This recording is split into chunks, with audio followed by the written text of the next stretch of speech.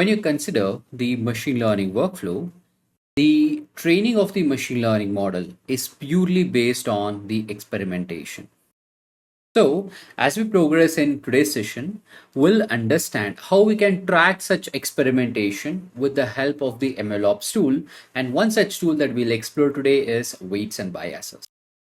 So, I hope you're excited for this hands on. So, let's get started. So, here, this weights and biases is a, you can call it as a tool or a library. It will help us to do a lot of things, like it will help us to track the LLM and work with the large language model. It has got various components inside this weights and biases. This is the official documentation of these weights and biases, and what it says is AI is easy to productionalize. At least like with this tagline that you have understood what exactly is this platform is all about. It's a platform that's there for us to build the AI application as well as the models with confidence. So that's what this weights and biases platform is all about. Now here in this weights and biases, we have Weave, where we generally use it for developing the AI application. We have models to build the AI models and the model registry capabilities, and we have the lineage, and we can track the data set, models, prompts, code, metadata, and so on. So these are all the various capabilities that we have inside this weights and biases. Now we will learn one of the core component of any machine learning application, that is tracking the experiment. So to give a quick background about machine learning for everyone to be on the same page, machine learning is a way in which we find the patterns in a given data set. So we'll try to find the patterns in a given data so that once we have found the pattern, we can generate the output using that trained model. So that's the core idea about the machine learning. It's about learning the pattern in the data set by looking at the data set itself without explicitly programmed. Now, here in this case of machine learning, in order to find the patterns in this given data set, what we actually do is we'll try out the various possibilities. Like to give you an example, if I just consider a machine learning in general, I'll just take you through one of the most commonly used image. So this is the choosing the right estimator. So depending on the data set, we have various estimators, which are nothing but the machine learning algorithm. Like for example, if I'm predicting a regression task, like the numerical in nature, then we have the SGD regressor, lasso, SVR, ensemble ridge, SVR. Like we have various machine learning model algorithms to find the patterns in the data. Now, here, these are all the various algorithms. Now, what we are interested is we are actually interested in finding the pattern in the data set. So this is my data set, and I want to find the pattern for this given data set using a machine learning model. Now, when this is the case where we have to find the pattern in the data set using the machine learning model, one thing that you have to be aware is that there is no rule that says that this is the model that's applicable everywhere, which means for each and every data, we normally try out all the algorithms that are suitable for this given data set. And once we apply, then we'll find out which is the suitable model. And based on that, we'll be selecting that suitable model and proceeding it with the next step. So that's the common process that is involved in the machine learning. Now, while doing this, previously we were using, like the data scientists were actually using the notebook environment, which is a way in which that we execute the code. We'll manually try out the various configuration. And once we manually try out those various configuration, we were thinking, okay, what is it that's suitable for the given data? But the challenging thing is, after we have done, let's say 100 different configuration, like when I say 100 different configuration, for each and every algorithm that we are using, we have multiple such configuration which are present to that individual algorithm. So you might, in some cases, you might be running hundreds of experiment. Now, once you have conducted hundreds of experiments to find the pattern in this data set, if you want to go back to a specific version and understand what was the result in that particular version of the model on this given data set, it was difficult to track. And that's where the experimentation tracking tools like MLflow and the weights and biases would come into picture. Now, what I'll be showing you right now is a quick way as how we can track the experiment. Now, the code is based on the Python programming language. So if you're new to Python programming language, just bear with me. I'll also explain in English as well about how exactly it would work. I'll make use of the officially shared notebook. This is the notebook that is available in the official page. I'll just be sharing this link in the chat window as well for your reference. I would just use the same notebook and we'll be executing the code. I'll show you the steps as well. So this is the created notebook for us. And here, this is a general interface which any data scientist or a machine learning engineer uses it to find a pattern in the data set.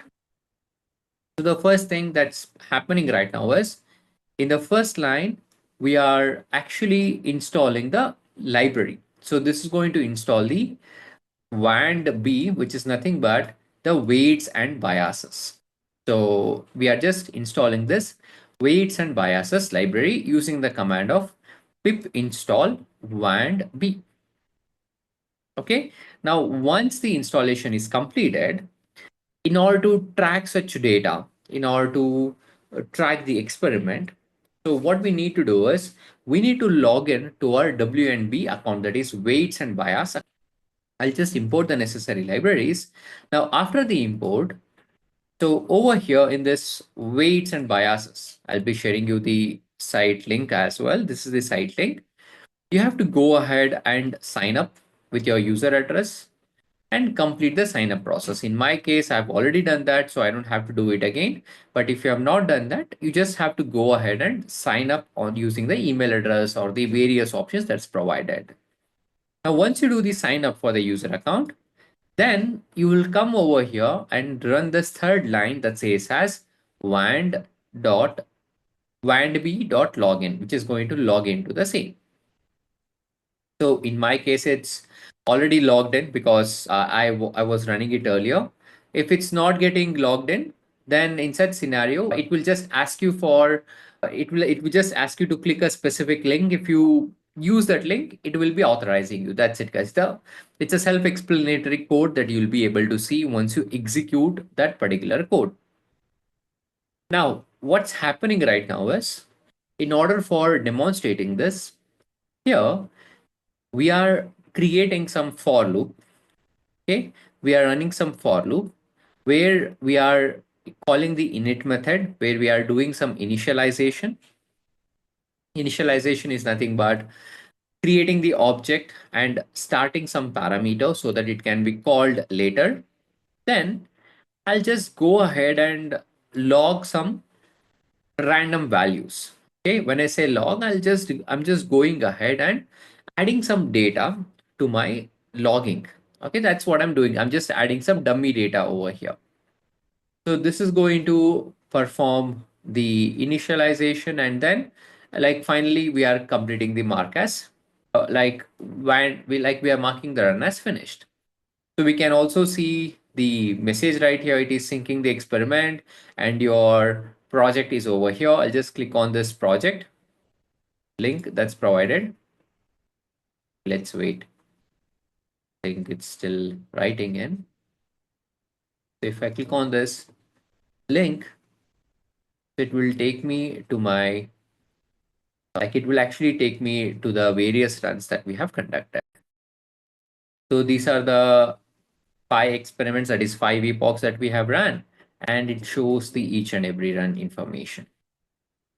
Okay, it shows the each and every information, and we can actually go ahead and get the complete information about the file. So this is the file, this is the requirements.txt that we have to refer, and We have the output log as well that's available. So these are all the various files that we have got. So which means it's not only tracking it's not only tracking it as a report, as you would see right here. Okay, this is the experiment 4, and this is the collab link.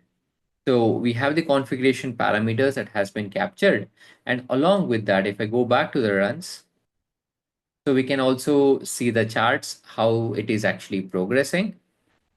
This is the loss and this is the accuracy. And likewise, we can go ahead and create our own plot. Okay.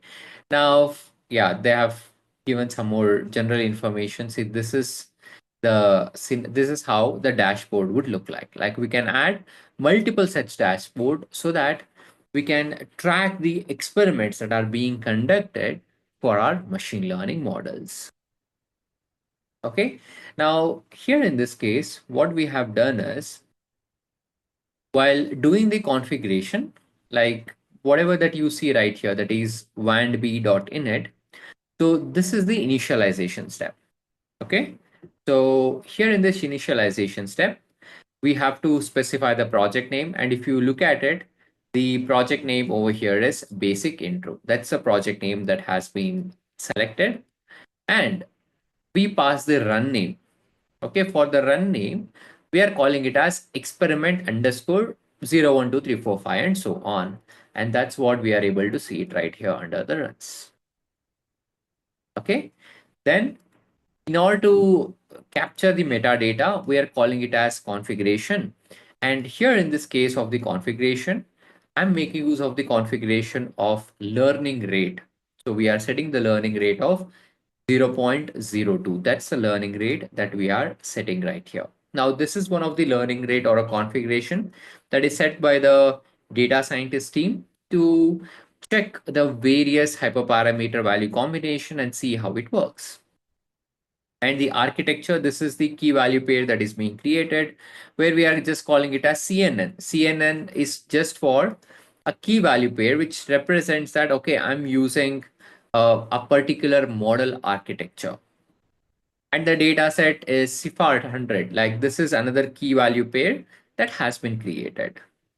Then we have the epochs. Now epochs over here, it basically is going to, it's another hyperparameter or a manual value that I want to track. So all these are part of my configuration. And as a result of this, when we ran the experiment, so if we go to that experiment, we can actually be able to see it. Like if you go to the files, so when we go to this configuration, see we can look into the various values that we have mentioned earlier. It's part of this config.yaml. I hope you had fun learning in this video. So folks, if you want to join live from the next session, just check out the link that is provided in the description. Join our community, and I can't wait to help you in your MLOps and generative AI journey. Take care guys, and I'll see you next time.